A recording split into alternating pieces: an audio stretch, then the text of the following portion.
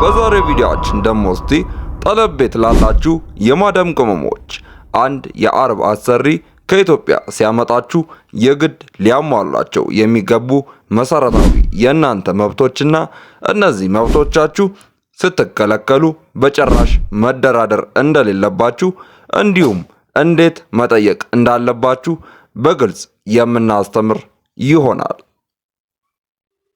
ሰላም ውድ የቻናላችን ቤተሰቦች፣ ይህ አረብኛ በቀላሉ የምንማማርበት አረብኛ እንማር የተሰኘው የዩቲዩብ ቻናላችን ነው። ለቻናላችን አዲስ ከሆናችሁ ቻናሉን ሰብስክራይብ እንዲሁም ቪዲዮውን ላይክ በማድረግ እንድትጀምሩት ስንል በአክብሮት እየጋበዝኩ ቀጥታ ወደ ቪዲዮ።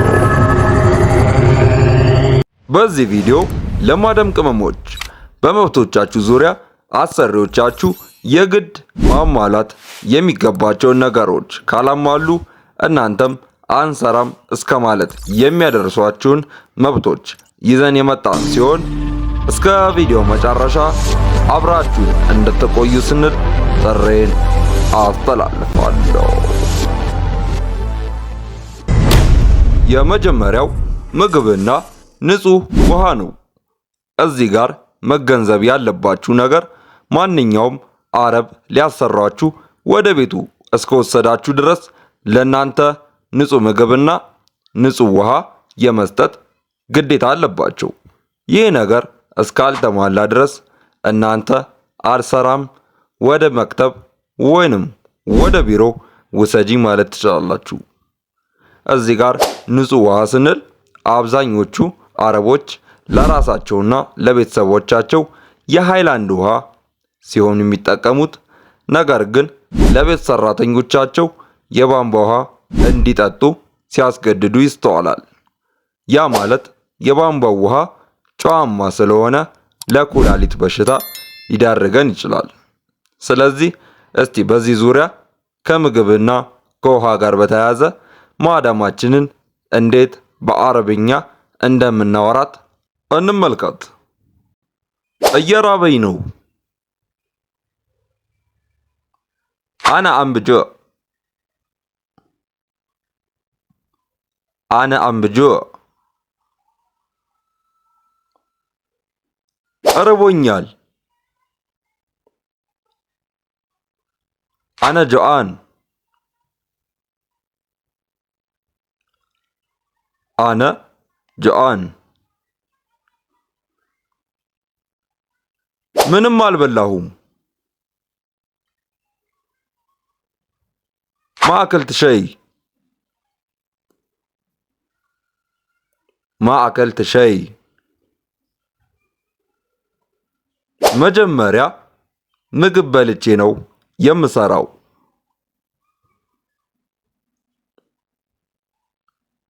أول شيء باكل بعدين بشتغل.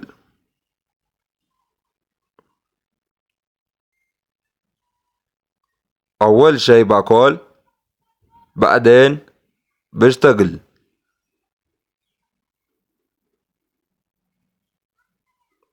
የምበላው ምግብ የለም። ما في شيء آكل. ما في شيء أكل. በሰዓቱ ምግብ ስጭኝ።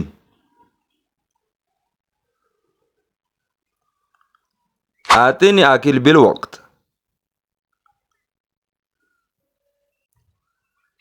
أعطيني أكل بالوقت.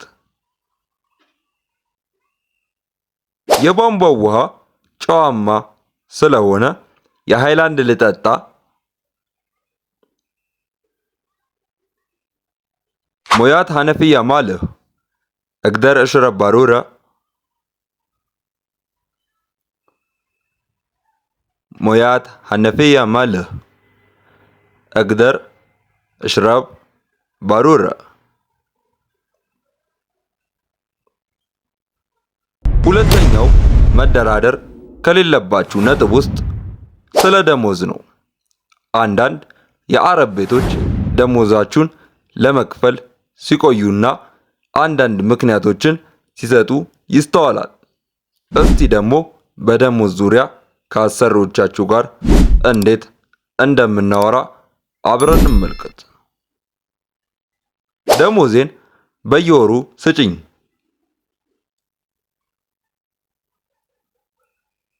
أعطيني راتبي كل شهر.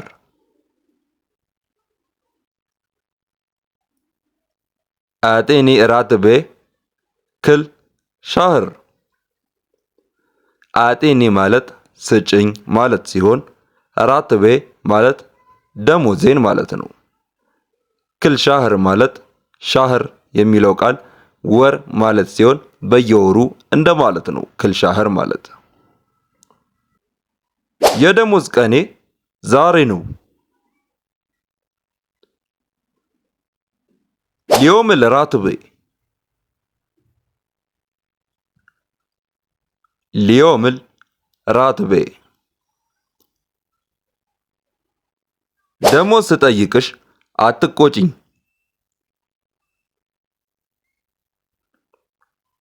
لما أصلك راتبي لا تأسبي.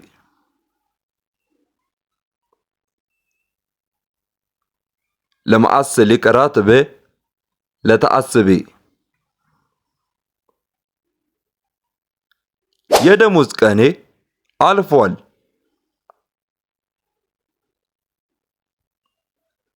راح الشهر وقت الراتب. راح الشهر وقت الراتب.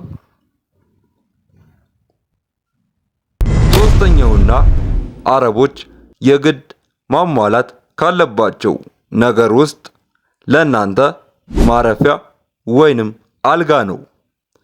እስቲ ከዚህ ጋር በተያያዘ አንዳንድ የአረበኛ ንግግሮችን አብረን እንመልከት። አልጋዬን አሳይኝ። ወርኤኒ ሰሪሬ። ወርኤኔ ሰሪሬ። ሰሪሬ ማለት አልጋዬ እንደማለት ነው። ብርድ ልብስ ስጭኝ። አጢኒ በተንያ።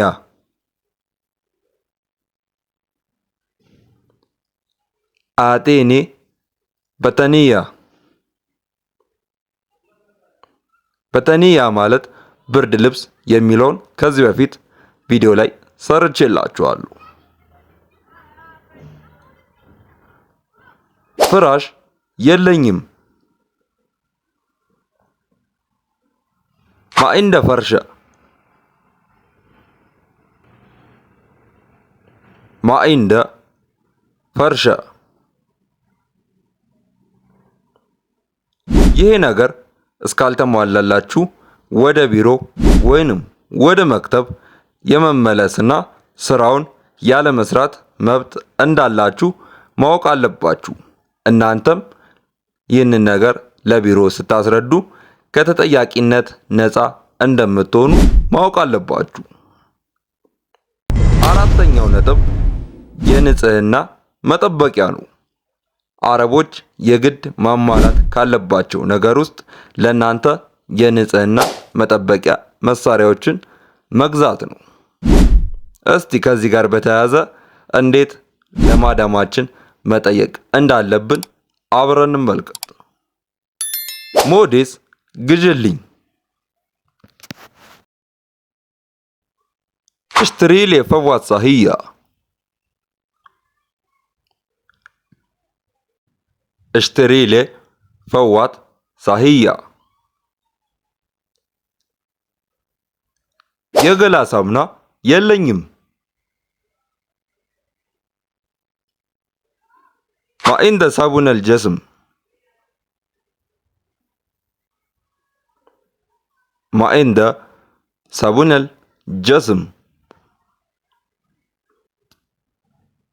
ልብስ ማጠቢያ ሳሙና ግዥልኝ። اشتري لي صابون ملابس.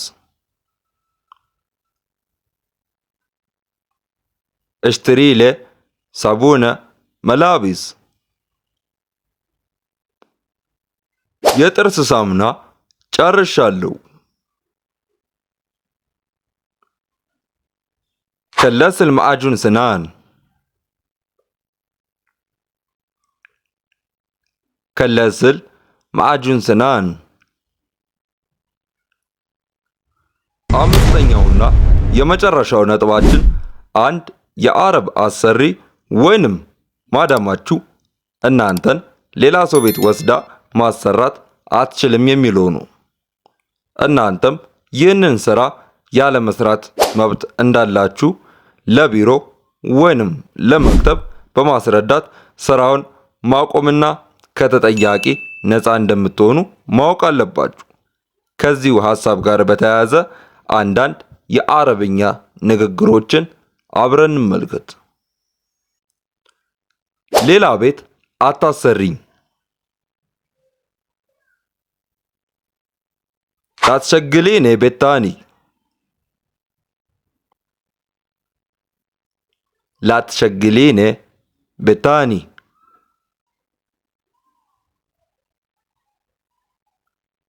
አንቺ ጋር ብቻ እንድሰራ ነው ያመጣሽኝ። جبتني اشتغل بس عندك.